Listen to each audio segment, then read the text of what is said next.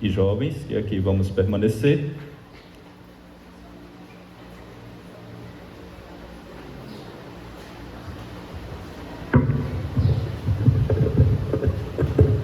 Nós vamos, a partir da manhã deste dia, nas oportunidades que eu tiver para ministrar a Escola Bíblica Dominical aos irmãos, nós vamos estudar o Decálogo, que são os 10 mandamentos.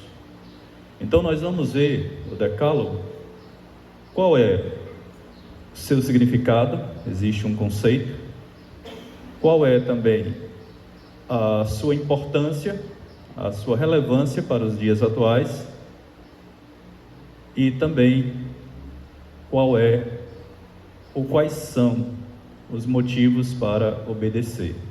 E os motivos para obedecer, lógico que para o cristão isso é pertinente, mas infelizmente tem tanta gente hoje querendo racionalizar pecado e erro, que acha que não tem mais motivos para obedecer alguns dos princípios daquilo que Deus vai preceituando na sua palavra.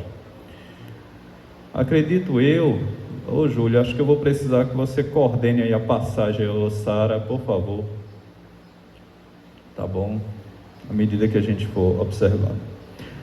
Vamos abrir as nossas Bíblias em 2 textos. Primeiro em Êxodo, no capítulo 20, verso de número 3. E depois no Evangelho de Mateus, capítulo 6, verso 24. Ok?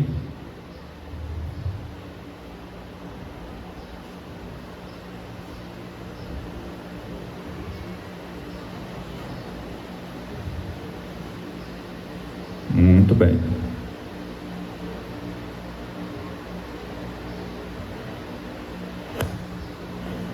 Eu acho que o texto de Mateus está errado, mas vamos ler Êxodo, capítulo de número 20, verso de número 3. Êxodo, deixa eu só abrir aqui, meus irmãos, no meu aplicativo aqui.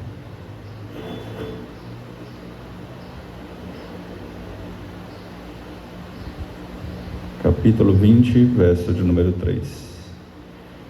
Muito bem, é exatamente o primeiro mandamento. Não terás outros deuses diante de mim. Não terás outros deuses diante de mim. Pode passar aí, Júlia, por favor. Vamos lá, vamos para algumas considerações iniciais, irmãos.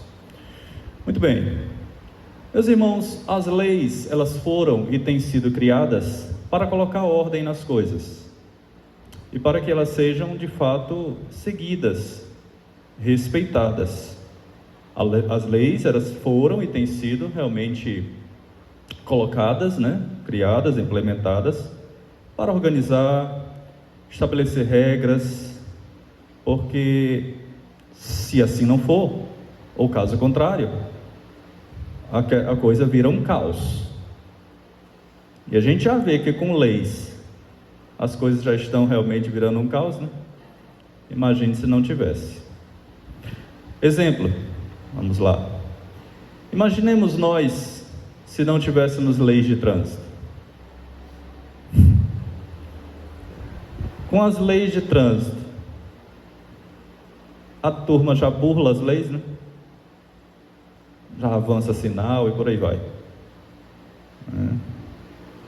Então as leis, elas refreiam, colocam um freio exatamente para que as coisas possam ser estabelecidas com segurança e ordem. Só um exemplo, as leis de trânsito, mas existem muitas outras.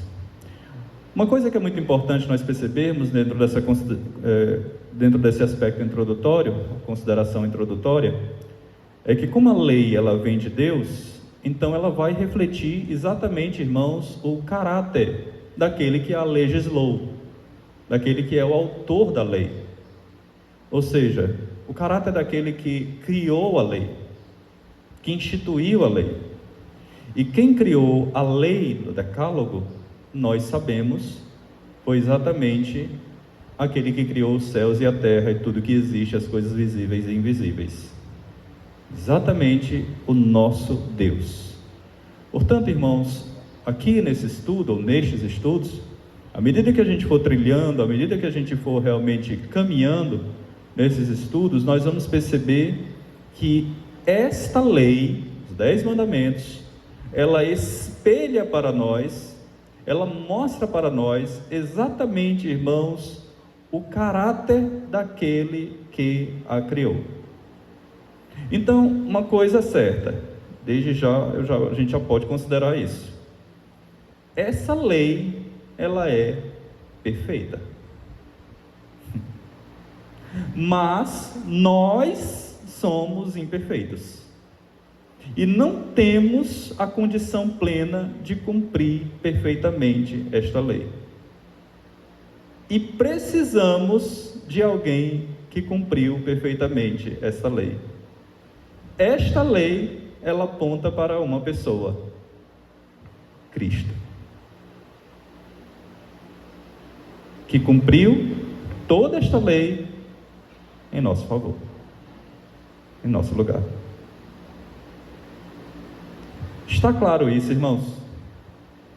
Isso é muito importante que a gente tenha compreensão disso, porque à medida que a gente for caminhando, a gente sempre tem que ter em mente isso. Eu falhei nisso, mas Cristo cumpriu no meu lugar. Olha, eu estou errando nisso, mas eu estou me aperfeiçoando com a graça de Deus, o processo da santificação na minha vida, na ação do Espírito Santo. Mas existe alguém que cumpriu perfeitamente. E a gente vai vendo isso, tá bom? Então, a lei foi criada por alguém que é perfeito, e este alguém é Deus. Quem é esse Deus? Esse Deus é um Deus santo, esse Deus é um Deus íntegro, esse Deus é um Deus sábio, esse Deus é um Deus soberano, esse Deus é um Deus perfeito e assim por diante. Então, a lei vai apontar e vai mostrar exatamente o caráter da pessoa, do seu autor, da pessoa de Deus. A lei vai mostrar os atributos de Deus. Tá? Então, isso é verdade, irmãos, no que tange a regras, e regulamentos em geral, pois revelam exatamente algo sobre o legislador. Como eu acabei de dizer, revela um Deus que é santo, revela um Deus que é perfeito, revela um Deus, irmãos, que odeia o pecado. Ele tem repulsa pelo pecado, abomina o pecado, tá? Revela um Deus que também não só criou todas as coisas, mas preserva tudo que criou, preserva e sustenta a tudo aquilo que ele criou. E essa lei, irmãos, ela foi dada expressamente, exatamente para preservar também a cada um de nós, nos conduzir a uma vida segura, a uma vida de completa obediência a Deus, revelando o amor a Ele, acima de todas as coisas, e o amor ao próximo, como a si mesmo. Okay? Então, a lei, ela tem exatamente este fundamento, este alvo, e está debaixo desse princípio. Então, em primeiro lugar, é exatamente esta verdade que nós precisamos compreender. Como a lei vem de Deus, ela reflete o caráter divino. Isso é verdade no que tange a regras e regulamentos em geral, pois eles revelam algo sobre o seu legislador. Meus queridos irmãos, a partir deste primeiro aspecto introdutório, de consideração introdutória, está claro? Ficou alguma dúvida, alguma consideração? Vamos para frente então. Uma segunda característica, irmãos, que nós precisamos observar é exatamente nas divisões das duas tábuas da lei. Você vai perceber que os 4 primeiros mandamentos, eles vão governar exatamente o relacionamento vertical, que é o nosso relacionamento com Deus. Os 4 mandamentos lidam exatamente com essa relação vertical, nosso relacionamento com Deus. Já os 6 últimos diz respeito exatamente aos nossos relacionamentos uns com os outros, relação horizontal, ou seja, a relação para com o nosso próximo. Mas é muito importante, irmãos, nós entendermos, que tenhamos em mente, que do primeiro ao 10º mandamento, nós vamos perceber a pessoa de Deus e os seus atributos sendo revelados também em todos eles. Tá? Por fim, dentro dessa consideração inicial ainda, os 10 mandamentos, eles podem ser resumidos a 2 mandamentos: amar a Deus acima de todas as coisas e amar ao próximo como a si mesmo. Tá? Sendo assim, todos os mandamentos, todos, sem exceção, eles falam de amor, ou do amor. Amar a Deus e amar ao próximo. Todos eles trazem esse elemento fundamental. Tá? Uma coisa que eu gosto de observar também no Decálogo, irmãos, é que Deus, ele está estabelecendo a forma como nós devemos cultuá-lo, viu? Não apenas no sentido do culto litúrgico, que a gente realiza aos domingos, né? Dominicalmente, mas, irmãos, do culto que nós realizamos todos os dias. Todos os dias. Por vezes a gente comete o equívoco, né, de resumirmos a nossa vida cultica, nossa vida enquanto adoradores, apenas nesse espaço físico aqui. Apenas no culto público, né? Ou culto solene, por assim dizer, culto litúrgico, o culto dominical. E nós nos esquecemos, irmãos, que para além deste culto aqui, nós realizamos diariamente um culto ao Senhor, uma adoração ao nosso Deus.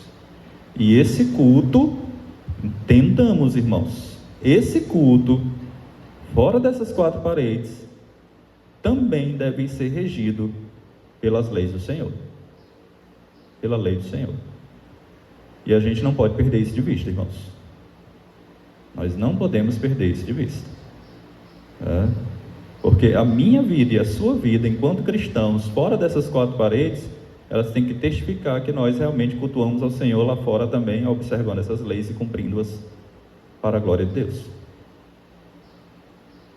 Está claro isso, irmãos? Muito bem. Vamos caminhar um pouco mais? Vamos então ao primeiro mandamento. Irmãos, existe um catecismo reformado? Pode passar aí, Júlia, por favor. Existe um catecismo reformado? Deixa eu só tomar uma aguinha aqui, irmãos.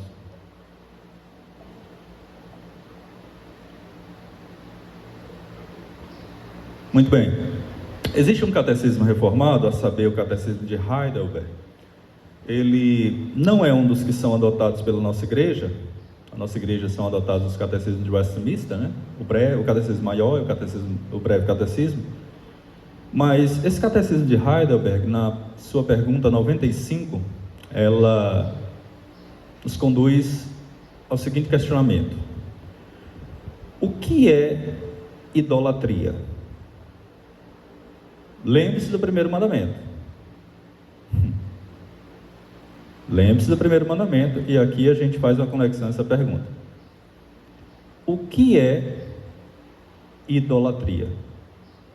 Idolatria, a resposta, né, é inventar ou ter alguma coisa em que se deposite confiança em lugar ou ao lado, ou seja, no mesmo grau, no mesmo patamar, ou ao lado do único e verdadeiro Deus que se revelou em sua palavra. Vou repetir, para que possa ficar bem fixado. Idolatria é inventar ou ter alguma coisa em que se deposite confiança em lugar ou ao lado do único e verdadeiro Deus que se revelou em sua palavra. Muito bem, irmãos. Dessa definição, eu quero destacar pelo menos 2 coisas.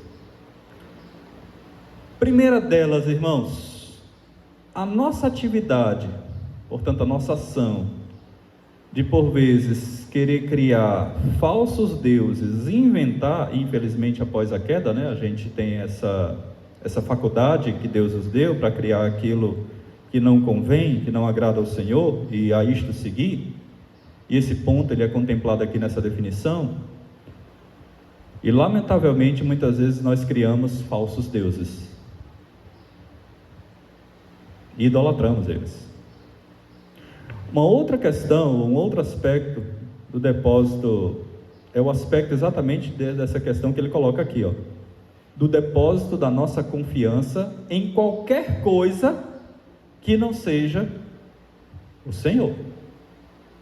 Qualquer coisa, irmãos, que não seja o Senhor. Então, além de inventar e além de adorar aquilo que a gente inventa e maquina, nós também temos um erro, que é o erro de não pôr a nossa confiança unicamente em Deus, e colocar muitas vezes a nossa confiança em outras coisas ou pessoas, tendo em vista, e nós sabemos disso biblicamente, que Deus nos instrui na sua palavra a que nós não façamos isso.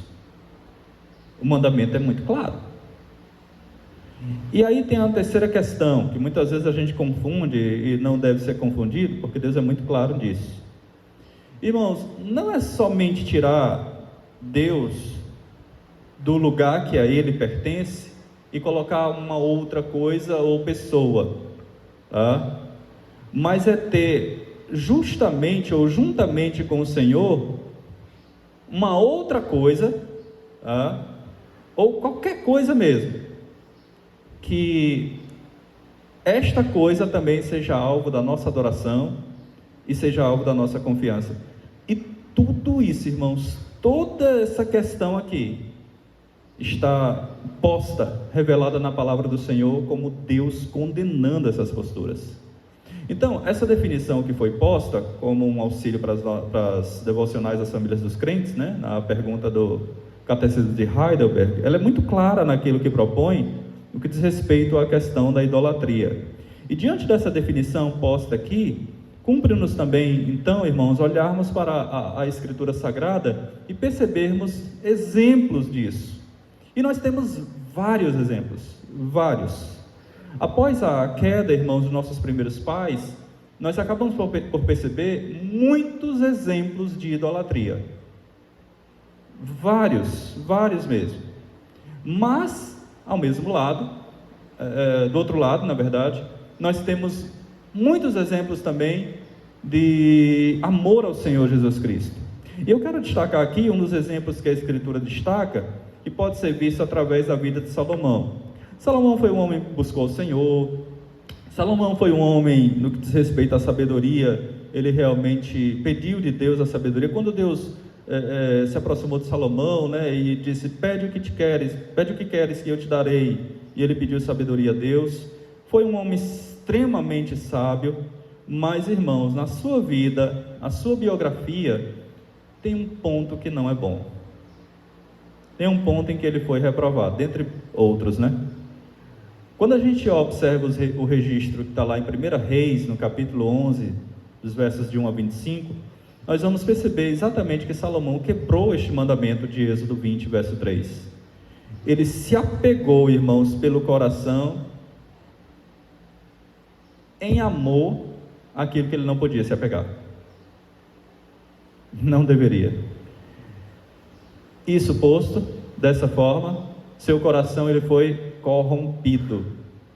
Acabou se apercebendo, adorando a falsos deuses. Diferentemente do que aconteceu com Salomão, aí a gente olha para o exemplo do nosso Senhor Jesus Cristo. Em Mateus, no capítulo 4, por favor, abra sua Bíblia. Mateus capítulo 4. Quando pelo Espírito Santo, irmãos, o Senhor Jesus Cristo foi conduzido ao deserto para ser tentado, e ali Satanás tentou o Senhor Jesus, e uma das tentações consistia exatamente em que Cristo adorasse a Satanás e que Cristo se prostrasse diante dele. Mateus capítulo 4, observe bem.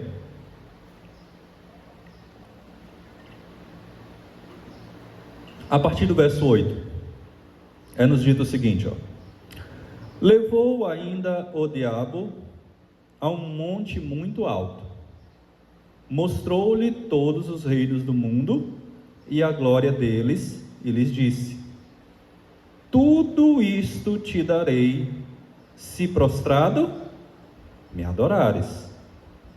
Então Jesus lhe ordenou, olha a resposta de Jesus: retira-te, Satanás, porque está escrito: ao Senhor teu Deus adorarás, e somente, olha o termo aqui, e somente a Ele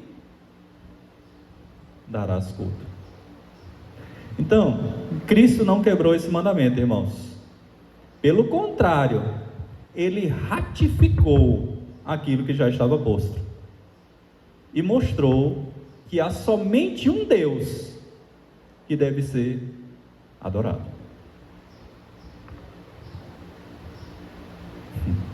E que é digno de adoração. Nós sabemos então, irmãos, por conta disso, que a Bíblia ela define claramente a idolatria como pecado e que deve ser mortificado em nossa carne, né? Quando a gente lê, por exemplo, lá em Colossenses, no capítulo 3, nós vamos ver que um dos pecados ali relacionados com a idolatria é exatamente a avareza.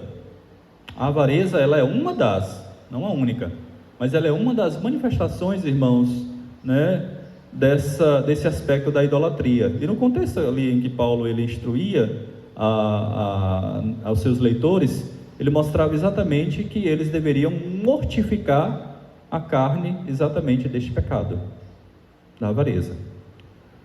Por que isso, irmãos? Por que, pastor? Irmãos, porque Deus requer de todos nós um amor exclusivo. Exclusivo. Deus não aceita dividir o seu amor com ninguém, em nenhuma instância, em nenhum preceito, ou debaixo de nenhum preceito. Amor exclusivo é o que Deus exige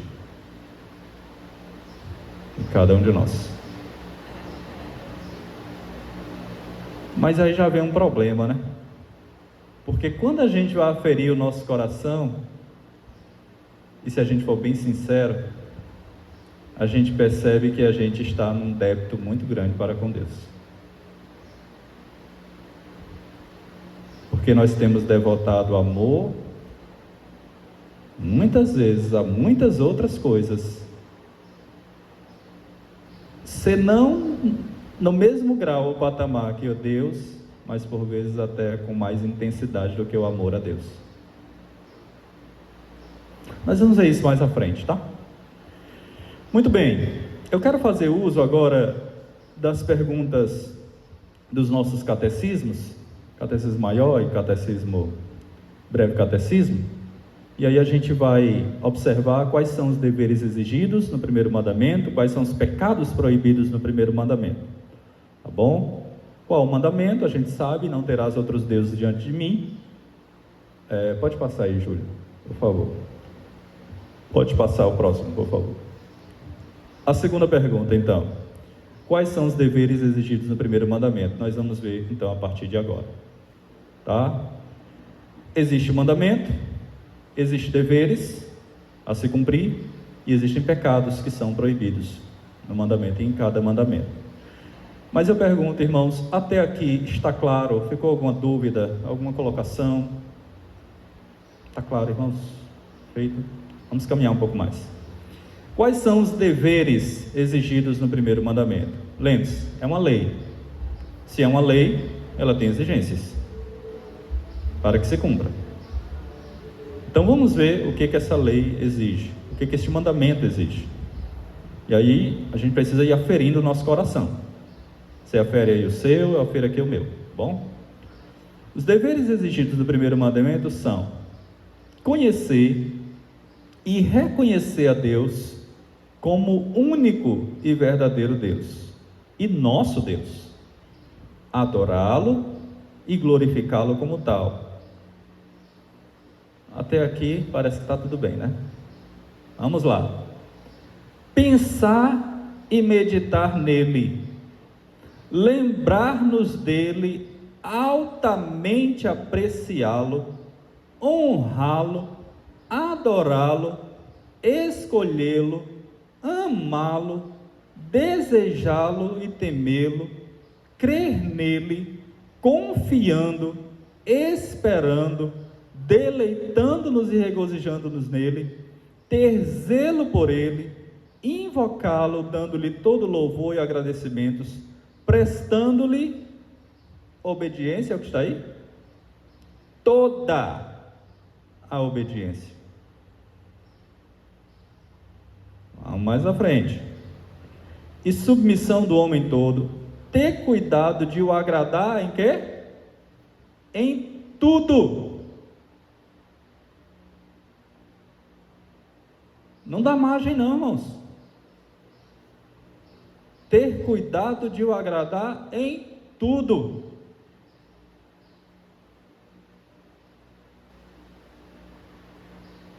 E tristeza quando ele é ofendido em qualquer coisa, e andar humildemente com ele. Deveres que são exigidos com amparo bíblico do mandamento que Deus nos deu.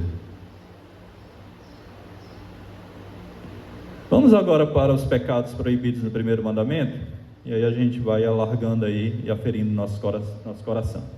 Está pequenininho, mas eu vou ler aqui, os irmãos atentem. É nos dito aqui o seguinte: os pecados proibidos no primeiro mandamento são o ateísmo, ou seja, negar ou não ter um Deus; a idolatria, ter ou adorar mais de um Deus ou qualquer outro juntamente com o verdadeiro Deus ou em lugar dele; não tê-lo e não confessá-lo como Deus e nosso Deus; a omissão ou negligência de qualquer coisa devida a ele exigida neste mandamento; a ignorância, o esquecimento, as más concepções, as falsas opiniões, os pensamentos indignos e ímpios quanto a ele; a pesquisa audaciosa e curiosa dos seus segredos, toda impiedade, todo o ódio a Deus, o egoísmo, o espírito interesseiro e toda aplicação desordenada e moderada de nosso entendimento, nossa vontade ou nossos afetos a outras coisas, e o desvio deste Deus em tudo ou em parte; a vã credulidade e a incredulidade, a heresia, as crenças errôneas, a desconfiança e o desespero, a resistência obstinada, a insensibilidade sobre o juízo de Deus, a dureza de coração e a soberba, a presunção. Você querer fazer os planos sem considerar a pessoa de Deus, isso é ser presunçoso, viu, irmãos? Tiago condena isso, nós vamos ver isso nas exposições. A presunção, vamos caminhar um pouco mais aqui. A segurança carnal, tentar a Deus, o uso de meios lícitos, a confiança nos meios lícitos, os deleites e prazeres carnais, um zelo corrupto, cego e indiscreto, a fraqueza e o amortecimento nas coisas de Deus. Olha, irmãos, a fraqueza e o amortecimento nas coisas de Deus. Vamos lá, eu como pastor de vocês,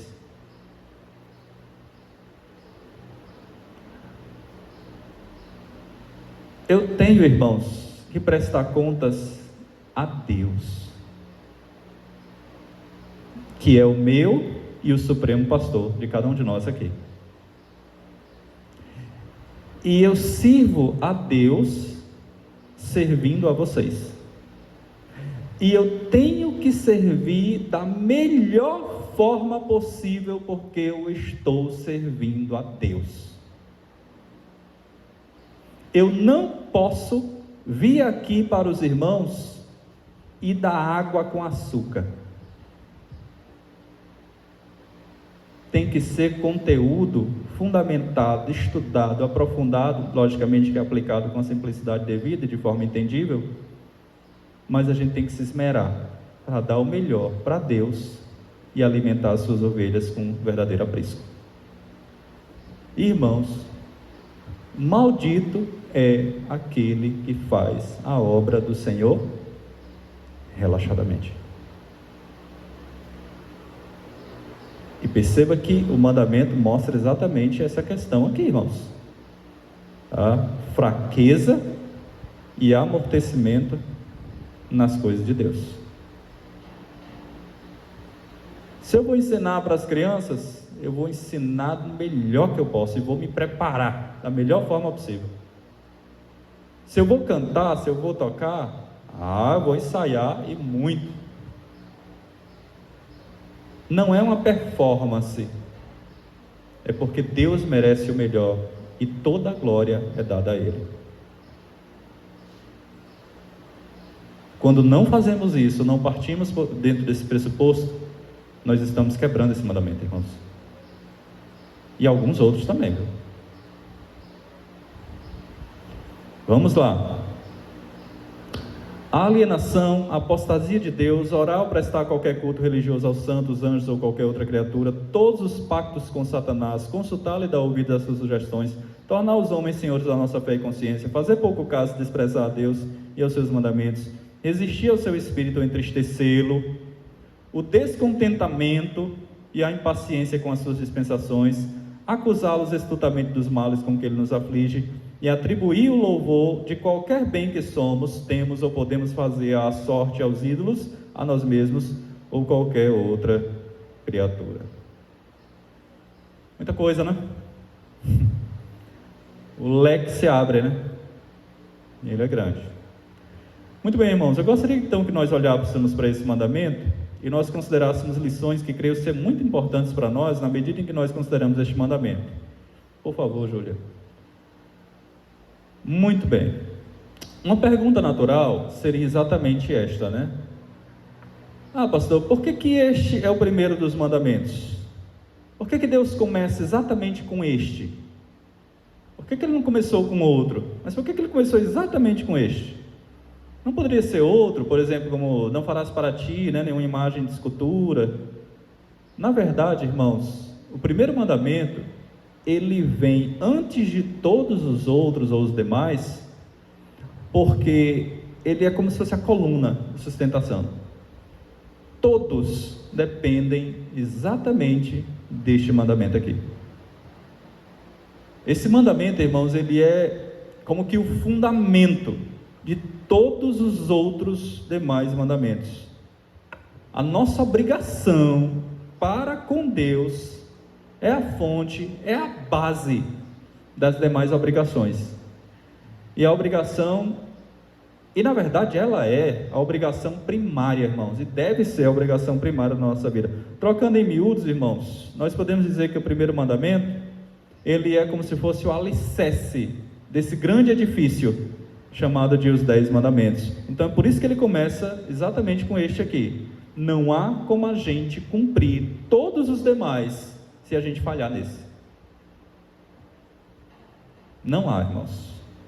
Ele é como se fosse o esteio que firma, que sustenta, né, os demais. Não há como a gente cumprir, irmãos, os outros.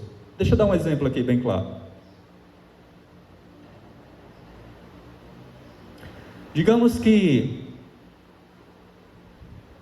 eu viesse, isso é apenas um exemplo, tá?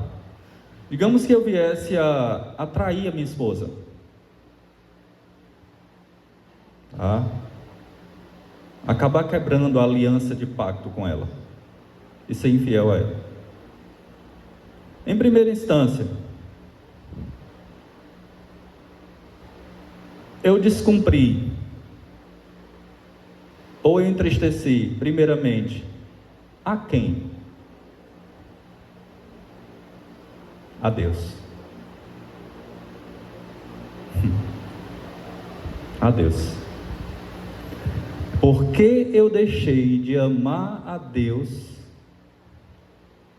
eu deixei exatamente de cumprir um pacto de aliança que eu firmei também com minha esposa. Se eu deixar de amar a Deus, é possível que eu a decepcione. Mas se eu amar a Deus acima de todas as coisas, irmãos, isso não vai acontecer nunca. Porque o meu amor a Deus me levará a viver uma vida saudável e, digamos assim, de alguma maneira de perfeição, dentro do meu laço matrimonial com minha esposa. Isso vale para os demais mandamentos. Por que eu não vou roubar, não vou mentir, entre outras coisas, né? Não vou invejar, cobiçar?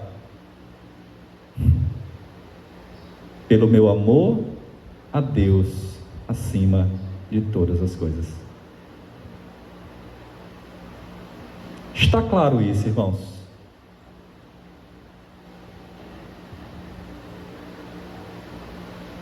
Isso precisa ficar muito claro para nós, irmãos. Muito claro. Então, ele é o fundamento, tá? A nossa obrigação para com Deus é a fonte e a base de todas as demais obrigações. É a obrigação fundamental e primária à nossa vida, porque o homem está obrigado a reconhecer que Deus é seu Deus. Eu lembro dessa questão mesmo do casamento, viu? Porque quando eu estava noivo com minha esposa, ela me fez uma pergunta. Ela perguntou: você ama mais a mim ou a Deus? É fácil a gente responder isso de lábios, né? Mas, irmãos, isso tem que ser respondido aqui e na vida, viu? Porque se a gente não amar a Deus acima de todas as coisas, irmãos, nós vamos acabar falhando em áreas que viram um desastre em nossas vidas. Por isso devemos devotar exatamente o amor a Deus acima de todas as coisas, irmãos. E este é o fundamento. E perceba, né? Perceba isso. Por que o homem está obrigado a reconhecer que Deus é seu Deus?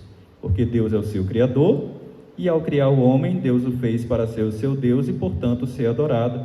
E essa adoração se expressa exatamente em amor. Irmãos, essa é a grande palavra mesmo, que resume o nosso relacionamento com Deus.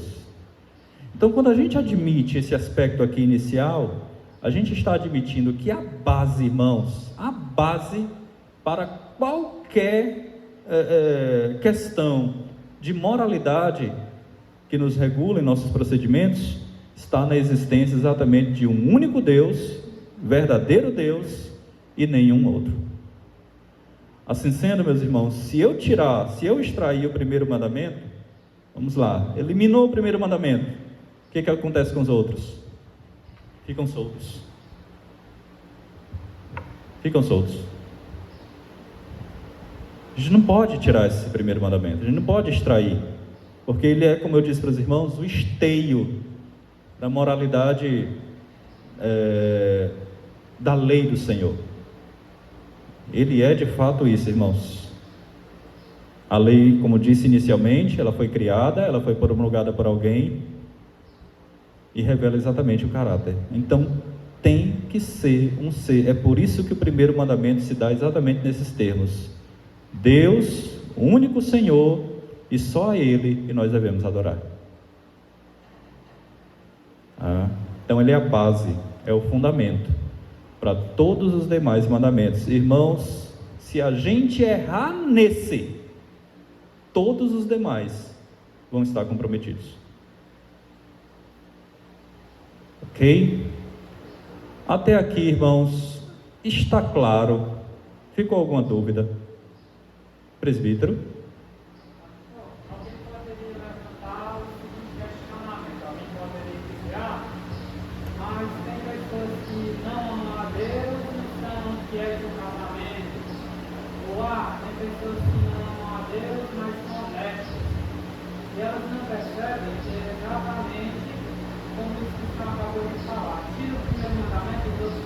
Isso. Sem sombra de dúvida. Não a esposa, mas odeia o próximo. Com certeza. E é capaz de agredir e matar o próximo.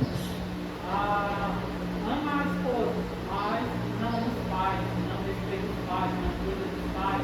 Quebra do quinto mandamento. Então, não a esposa, mas é desonesto. E eu me lembro de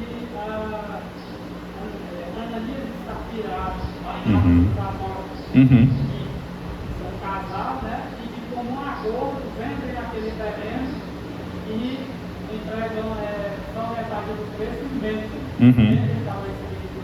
Exatamente. É um casal muito rico. Sim. Um amor pelo outro. Mas os demais mandamentos não tinham importância na vida. É claro. Muito interessante isso, presidente, que você colocou, porque a gente vive fundamentado, né? Nós fomos criados com um propósito. Qual é o fim principal do homem? Glorificar a Deus e gozá-lo para sempre. O ímpio, tudo que ele faz, pode até ser algo de bom, de fato tem algo de bom no ímpio, mas tudo que ele faz não visa a glória de Deus. O justo não, o verdadeiro cristão não. Tudo que ele faz, ele se dispõe a fazer para que Deus seja glorificado e para que ele nisso encontre prazer e satisfação em Deus. John Piper fala muito sobre isso. Ele tem até um livro que escreve sobre isso.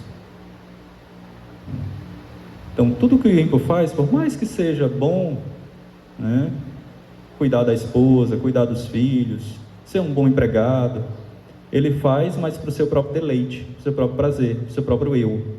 Ele não faz pensando na glória de Deus. Diferentemente do cristão. Ele remove o seu eu e ele entende que tudo que faz é tão somente pela graça de Deus atuando nele para a glória de Deus. Está claro, irmãos? Vamos lá. E quando a pergunta do breve catecismo coloca o fim, é exatamente a finalidade, o objetivo, o alvo. Qual é o alvo, o objetivo, a finalidade para o qual nós fomos criados? Ok? Muito bem, vamos caminhar um pouco mais, Júlia. É aí mesmo, Júlia. Então, amar a Deus de todo o coração significa amá-lo com tudo aquilo que somos, amá-lo com a nossa mente, amá-lo com as nossas afeições, ou seja, sentimentos, e amá-lo com as nossas atitudes. Mente, afeições e atitudes. Todo o nosso ser tem que se empenhar ao máximo para adorar ao único e verdadeiro Deus. Os nossos melhores pensamentos, nossos melhores sentimentos e as nossas melhores ações devem ser dirigidas a Deus. O Senhor tem que ser a única razão e esperança da nossa vida, e nós precisamos compreender que sem Ele nada somos e nada podemos fazer. Então é isso, em suma, né, que o primeiro mandamento ele requer do homem. Você ame a Deus na sua vida acima de todas as coisas, acima até da sua própria vida. E ame a Deus acima do dinheiro, acima dos bens, acima da família, acima da fama, acima dos negócios, acima do tempo, acima dos desejos, acima de todas as coisas, irmãos. Nós somos chamados para amar a Deus acima de todas as coisas. Se não estamos fazendo isso, ou se não estamos vivendo isso enquanto igreja, nós estamos errando para com o nosso Deus. Nós estamos em pecado. Pastor, como é que eu descubro que eu sou um idólatra, pastor? Ou se eu estou idolatrando alguma coisa? Vamos lá. O teste é simples, mas é muito profundo.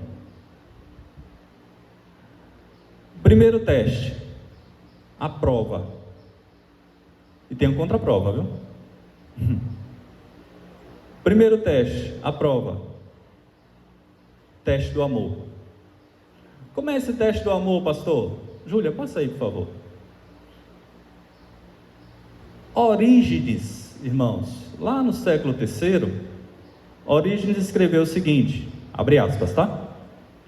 O que cada um honra antes de tudo mais, o que antes de todas as coisas ele admira e ama, é o que é para ele Deus. Assim sendo, irmãos, o que você honra mais, o que você ama mais, o que você admira mais, para você, isso é o seu Deus. Por quê, pastor? Porque o único que nós deveríamos honrar, amar e admirar, acima de tudo e de todos, deveria ser quem? Deus, o Senhor. Agora vamos lá. Seu carro, sua casa, seu trabalho, sua família, seus filhos, seus pais, seus irmãos, seu status, coisas materiais e imateriais, né? Nosso time de futebol, será que nós vibramos mais com ele ou com as coisas de Deus? Eu não estou dizendo que você deva deixar de amar essas coisas ou não deva amar essas coisas, irmãos, mas eu estou dizendo que se você não devotar o amor a Deus acima dessas coisas, aí tem coisa errada. O seu e no meu coração. Então, o primeiro teste que a Origens propôs foi exatamente esse teste do amor, irmãos. Quem você honra, quem você admira e quem você ama. Faça isso. Quando você chegar em casa, né, afira o seu coração e reflita e se pergunte: meu Deus, será que tem alguma coisa que eu honre mais que o Senhor? Será que tem alguma coisa que eu tenho me devotado amor, esforço, empenho, alegria, mais do que o Senhor? Que eu ame mais? Se você fizer essa busca e descobrir que existe um ponto falho, o que você tem que fazer com esses ídolos? Quebrá-los, romper. E aqui eu não estou dizendo, tá, irmãos, inflamando a que você passe nas igrejas e fique por aí quebrando santos, viu? Não, por favor. Não é assim não, tá? A gente deve respeitar a religião do outro, embora não concordemos, nem adoremos, tá? E nem cultuemos ou sirvamos, nada disso. Mas a gente precisa respeitar, né? Mas é preciso, irmãos, é necessário que nós removamos tudo aquilo que está ocupando o lugar de Deus e destronando Deus no nosso coração. Isso pode ser qualquer coisa, irmãos. Qualquer coisa. Tem 2 livros que eu indico aos irmãos, excelentes, que tratam disso, tá? Se você puder e quiser adquirir. O primeiro é esse aqui, ó. Você é aquilo que ama. James Smith. Excelente. O poder espiritual do hábito. Segundo livro desta autora, excelente também. Ídolos do coração, aprendendo a desejar somente Deus. Se você quiser uma bagagem para poder se aprofundar nisso, te indico essas 2 obras aqui, entre outras. Mas essa instrução aqui, tá? Sem diminuir ou certamente também substituir a palavra, elas são excelentes para você se aprofundar nesse assunto, tá? Mas o fato é, irmãos, que a gente tem que fazer esse teste do amor, viu? Porque por vezes, se a gente for bem sincero, a gente vai perceber que o nosso coração está inclinado, muitas vezes, irmãos, a muitas outras coisas, muito mais do que de fato o amor a Deus. Então tenhamos cuidado. Esse é o primeiro teste. Ah, pastor, mas aí o senhor disse que tinha um segundo teste, né? A contraprova. Tem. E é o teste da confiança. Olha o que Lutero afirmou, Martinho Lutero. Seja o que for que o seu coração se apegue e confie, isso é corretamente o seu Deus. Então agora é o teste da confiança. E eu pergunto: em que ou em quem você tem confiado?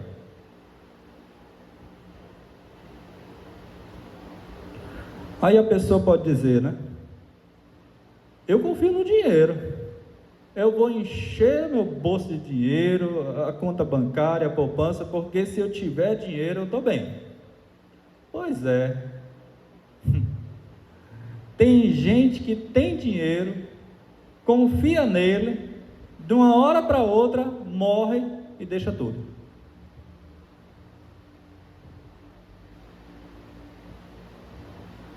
Tem gente que confia no plano de saúde. Irmãos, quantos foram pessoas de boa condição, os melhores planos de saúde, que perderam a vida, por exemplo, nesta pandemia? Quantos? Tem gente que confia no sangue, né? A questão da descendência. Ah, eu sou filho de fulano de tal. Então, meu sangue é influente, né? Tem gente que confia na posição social, né? E aí nós poderíamos elencar aqui muitos outros objetos da confiança, né? E não nos dão segurança nenhuma, irmãos. Plena, absoluta, total. Portanto, meus irmãos, não ponha a sua confiança em nada ou ninguém que não seja unicamente o Senhor. O Senhor. E Deus, em sua palavra, nos acerca sobre isso. Vamos abrir as nossas Bíblias, por favor. Salmo 62.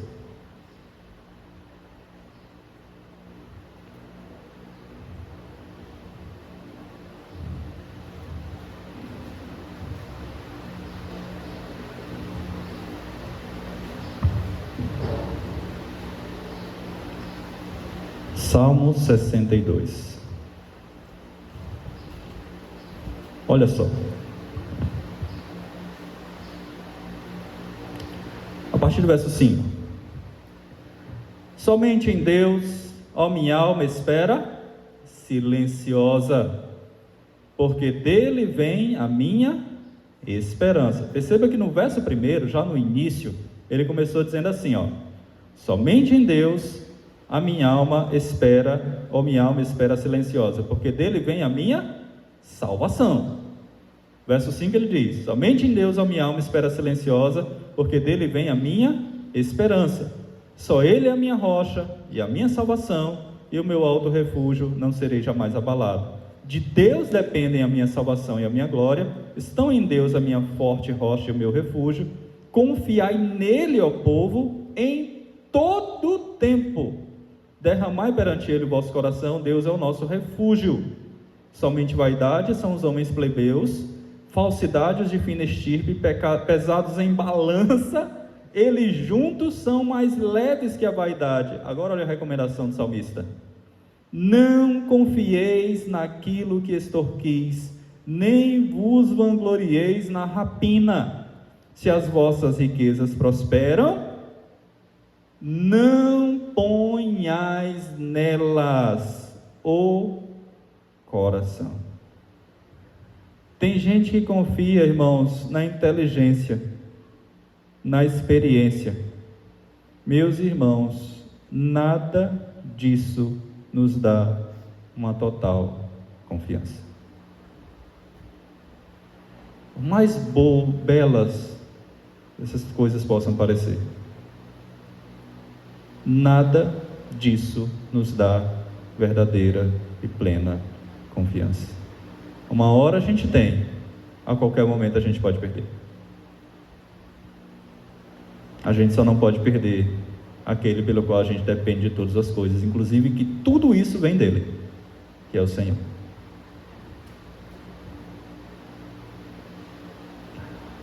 Salmo 146, vamos lá?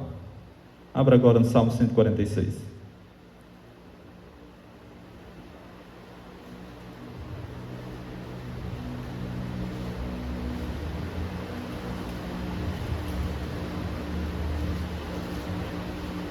Verso 3.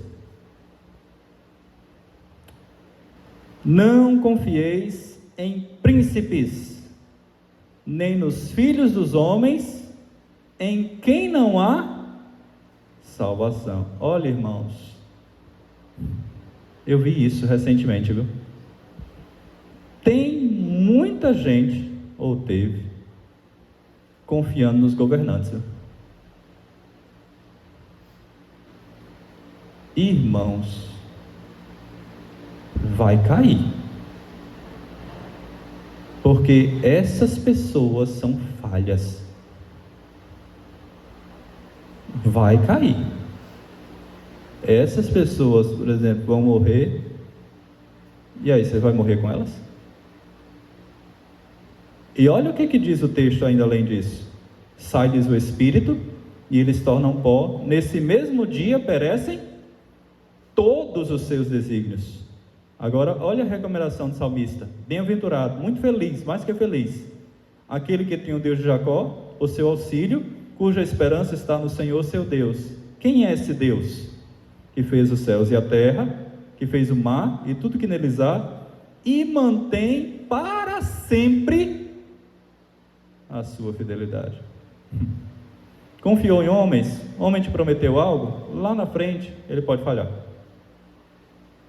Você pode se decepcionar e se frustrar.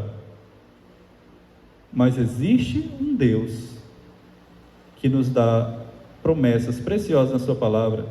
Cumpriu, tem cumprido e haverá de se cumprir, para cuidado e preservação dos seus filhos.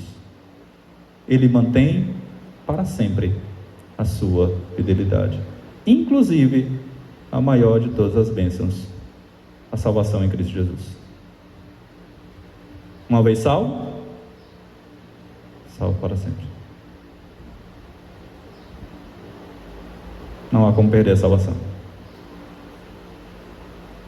E veja bem: que faz justiça aos oprimidos, dá pão aos que têm fome, liberta os encarcerados, abre os olhos aos cegos, levanta os abatidos, ama os justos, guarda o peregrino, ampara o órfão e a viúva, transtorna o caminho dos ímpios.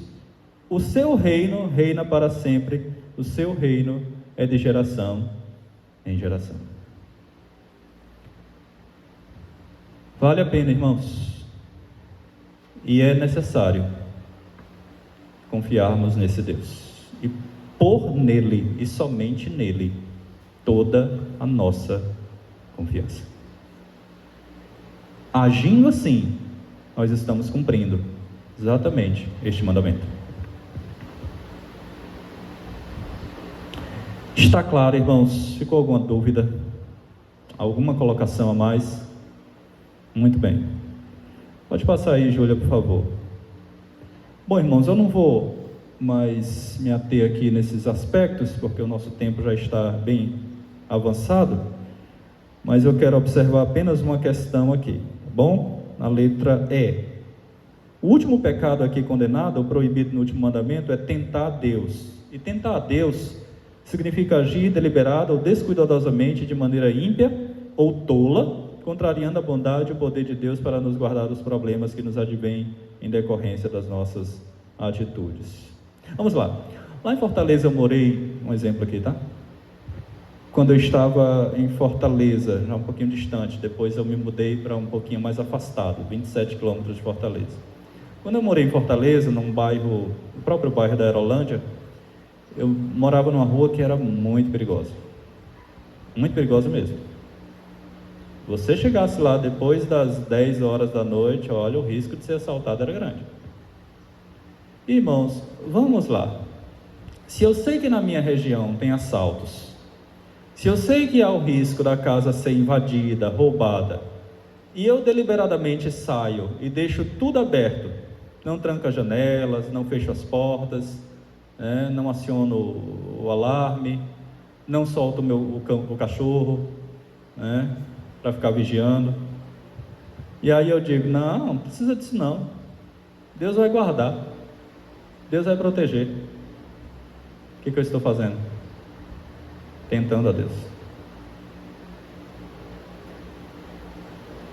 Deus nos deu os meios lícitos, irmãos, para a gente usar também, tá? Então tem crente que diz, né? Eu já vi isso.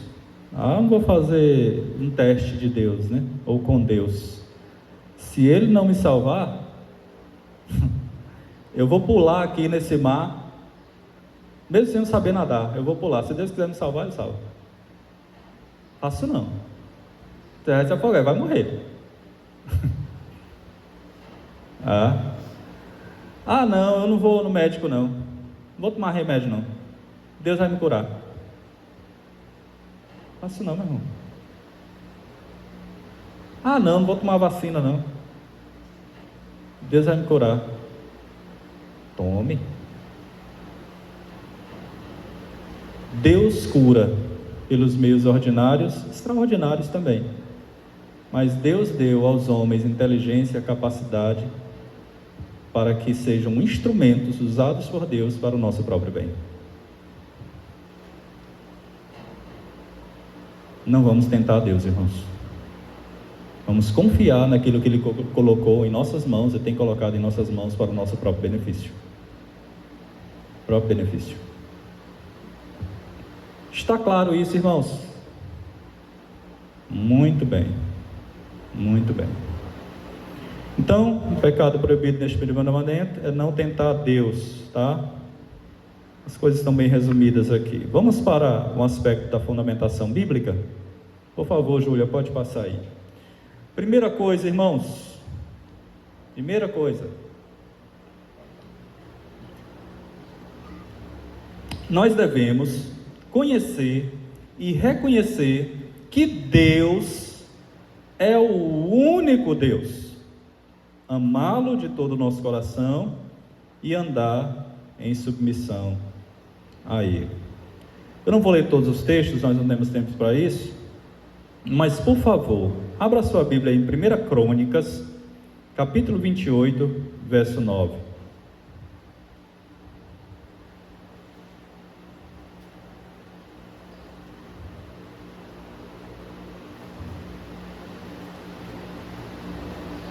Primeira Crônicas, capítulo 28, verso 9. Tu, meu filho Salomão, conhece o Deus de teu pai e serve-o de coração íntegro. Coração íntegro. E alma voluntária, porque o Senhor esquadrinha todos os corações e penetra todos os desígnios do pensamento. Se o buscares, ele deixará achar-se por ti. Se o deixares, ele te rejeitará para sempre. Então esse é o nosso desafio, irmãos.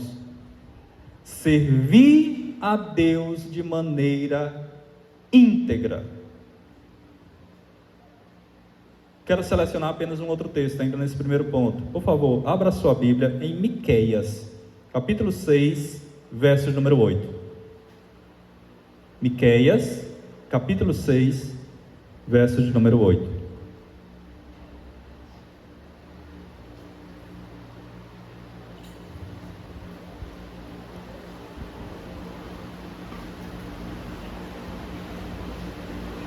Olha só, Miqueias 6, verso 8. Ele te declarou, ó homem, o que é bom e o que é que o Senhor pede de ti. Então, a Bíblia diz claramente o que o Senhor pede de nós. O que o Senhor exige de nós, o que Ele espera de nós. E olha só, que pratiquemos a justiça, que amemos a misericórdia e que andemos humildemente diante de Deus. Então Deus espera que nós andemos com Ele em humildade, em obediência e em fidelidade. Não é menos que isso. O padrão é este. E quem nos diz é o próprio Deus, através da sua palavra. Ele revela quem Ele é, o autor da lei, e Ele revela a sua vontade. Está claro isso, irmãos? A gente não pode fugir dessa regra, tá? Segunda coisa, devemos tomar muito cuidado para evitar os pecados proibidos no primeiro mandamento, como o pecado do ateísmo, que é a descrença em Deus, o pecado da idolatria, o pecado da investigação audaciosa, o pecado da incredulidade e o ato de tentar a Deus, tá? Eu não vou me deter aqui, porque senão a gente vai ter que esticar bastante, tá? E eu quero ir para o terceiro ponto aqui já.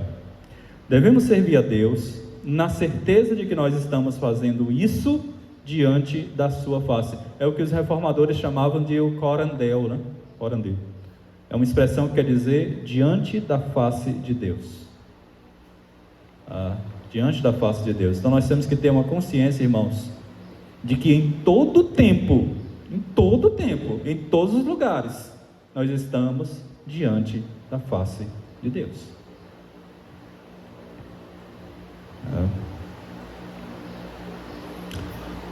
Porque Ele vê todas as coisas.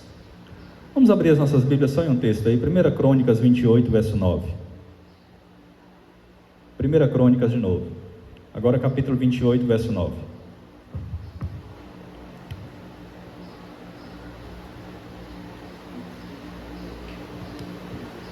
Nos dito assim, ó: Tu, meu filho Salomão, conhece o Deus de teu pai e serve-o de coração ímpio e alma voluntária, o texto que já lemos, né? Porque o Senhor esquadrinha todos os corações e penetra todos os desígnios do pensamento. Meus irmãos, isso significa que Deus nos vê por inteiro. Deus não vê como o homem vê. Ele nos vê por inteiro. O homem vê o exterior, a roupa exterior, mas Deus vê a roupa interior, irmãos, a alma, o coração. É isso que ele está mostrando para nós aqui nesse texto. Exatamente isso. Então, meus irmãos, nós devemos servir ao Senhor todo o tempo, nos lembrando que Ele está nos vendo, inclusive os nossos pensamentos e as nossas motivações.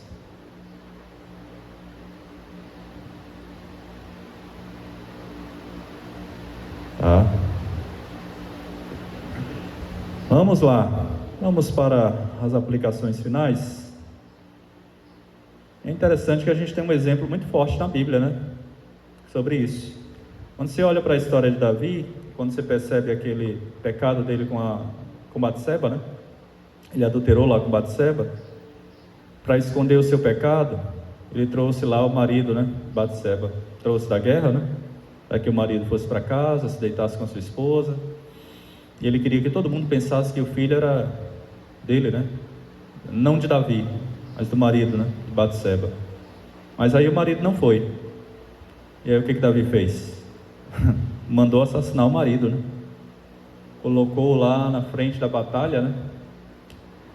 Para que lutasse e morresse. O que aconteceu? Urias morreu, né? Davi, ele achou que estava tudo bem. Ele achou que o problema realmente estava totalmente resolvido, sanado, né?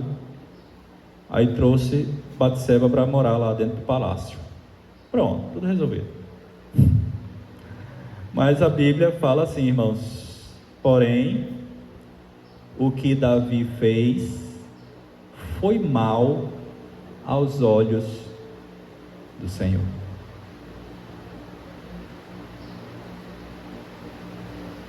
Meus irmãos, nunca nos esqueçamos: Deus está vendo todas as coisas.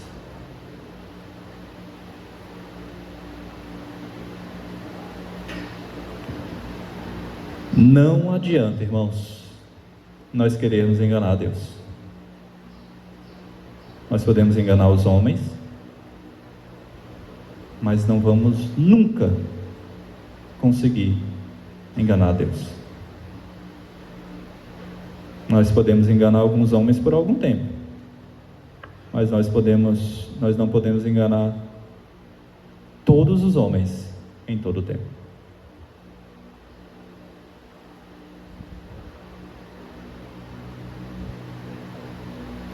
Isso é sério, né, irmãos? Vamos para as aplicações práticas. Até aqui, irmãos, está claro? Compreenderam? Vamos para as aplicações finais. Vamos lá.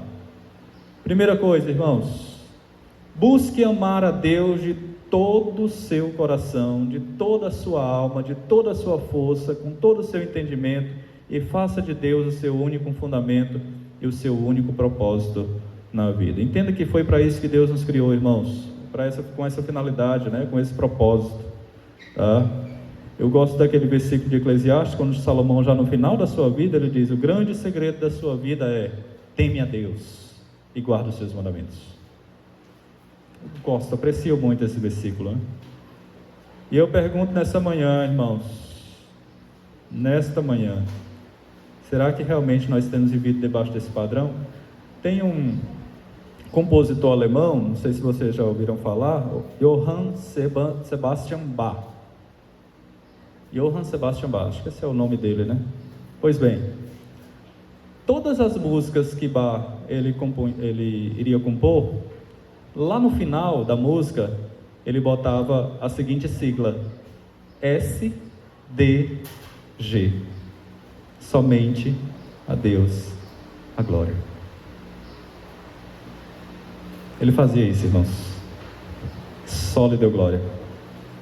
Bach entendia, irmãos, que toda música que ele produzia era para a glória de Deus. E eu pergunto nessa manhã, irmãos, tudo aquilo que nós fazemos, intentamos a fazer ou deixamos até de fazer, temos pensado na glória de Deus? Ou para o nosso próprio prazer e deleite?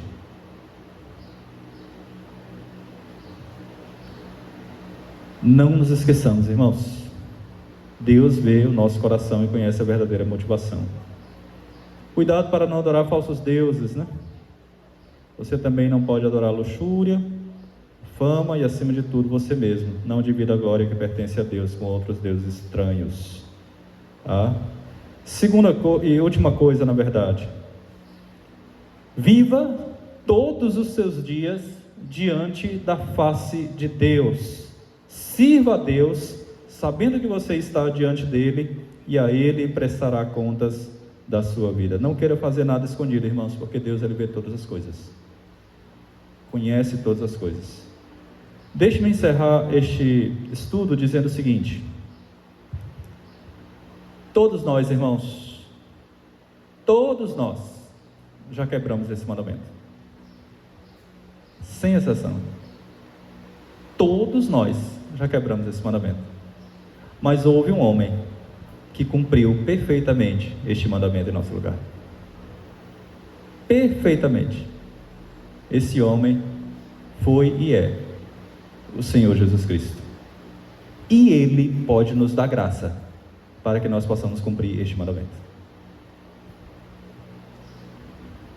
Portanto, que não tenhamos, irmãos, outros deuses diante do Senhor, mas que somente o Senhor seja o nosso único e verdadeiro Deus, nosso Salvador, nosso Criador e o nosso Redentor. E a Ele, somente a Ele, seja dada sempre toda a honra, toda a glória e todo o louvor. Amém, irmãos. Deus os abençoe. Vamos lá? As crianças todas já retornaram, adolescentes também. Falta algum grupo? Os pequenos, né? Os menores. Vamos aguardar até que retornem para a gente partir já para o encerramento da Escola Bíblica Dominical desta manhã.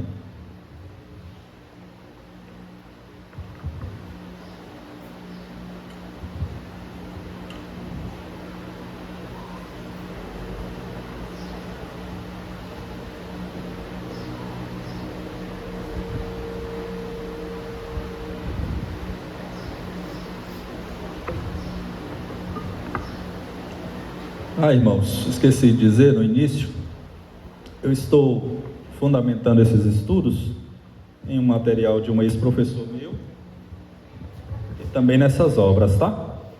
Os 10 Mandamentos, Manual para a Vida Cristã. Este aqui, os 10 Mandamentos, significado, importância e motivos para obedecer, que é justamente a temática principal que nós estamos utilizando. E este aqui que eu considero talvez, certamente a melhor das obras, os 10 Mandamentos para os dias de hoje, Philip Graham Hyken. Excelente. Se os irmãos quiserem se aprofundar nessa temática, se não pode adquirir a todos, recomendo que adquiram esse aqui, tá bom? Pois não? Podem? Ok.